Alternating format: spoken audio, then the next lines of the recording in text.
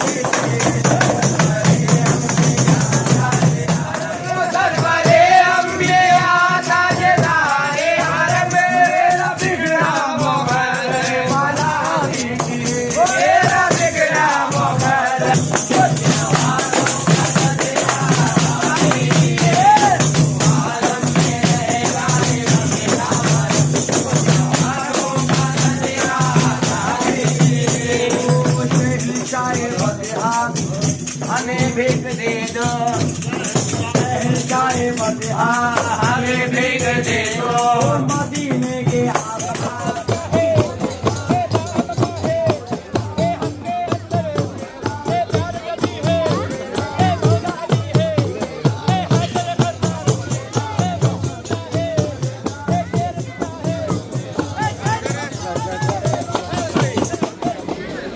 ನಾನು ಉಪ್ಪರಪೇಟೆ ಗ್ರಾಮದಿಂದ ಮಾತಾಡ್ತಾ ಇದ್ದೀನಿ. ಇವತ್ತು ನಮ್ಮೂರಲ್ಲಿ ಇಸ್ವಿ 753 ಗಂಧೋತ್ಸವ ಆಚರಣೆ ಮಾಡ್ತಾಯಿದ್ದೀವಿ. ಈ ದಿನ ಏನಂದರೆ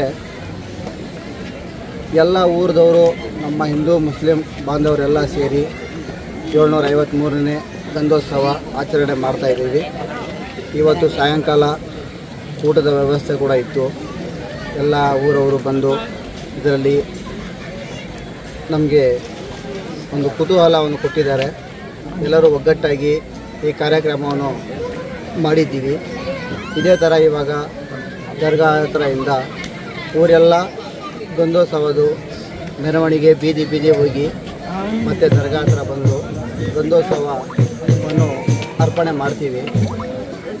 ಇವತ್ತು 753ನೇ ಹಜರತ್ ಜಿಂದೆ ಮದರ್ ಶಾವಲಿ ಮತ್ತು ಬಡ್ತೆ ಫಿರ್ ಬಾಬಾ ಹಜರದ್ದು ಗಂಧೋತ್ಸವವನ್ನು ನಮ್ಮ ಊರಿನ ಉಪ್ಪರಪೇಟೆ ಗ್ರಾಮದ ನವಜವಾನ್ ಕಮಿಟಿ ಮತ್ತು ಊರಿನ ಎಲ್ಲ ಹಿರಿಯರು ಮುಖಂಡರು ನಮ್ಮ ಹಿಂದೂ ಬಾಯಿ ಎಲ್ಲರೂ ಸೇರಿ ಒಗ್ಗಟ್ಟಾಗಿ ಈ ಕಾರ್ಯಕ್ರಮವನ್ನು ಚೆನ್ನಾಗಿ ಒಳ್ಳೆಯ ರೀತಿಯಲ್ಲಿ ಈ ಕಾರ್ಯಕ್ರಮವನ್ನು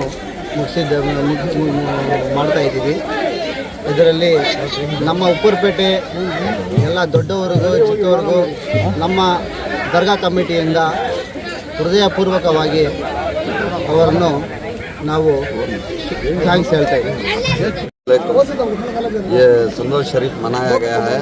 तमाम जिंदे मदार शावली और बढ़ते पीर बाबा का संदोल 750 संदोल मनाया गया है और इसमें तमाम गाँव वालों का बहुत तहे दिल से शुक्रिया अदा करते हैं. उनका बहुत बड़ा ताउन हुआ है आज तक भी तमाम गाँव वालों का, और दरगाह कमेटी की तरफ से तमाम गाँव वालों का शुक्रिया अदा करते हुए, तमाम हिंदू भाइयों का शुक्रिया अदा करते हुए, और हमारी बात दरगाह कमेटी वाले तमाम और इसमें नाम फिट कर डालते हैं. नामा किसके दिन मिस हो गया तो माफ़ कर लियो.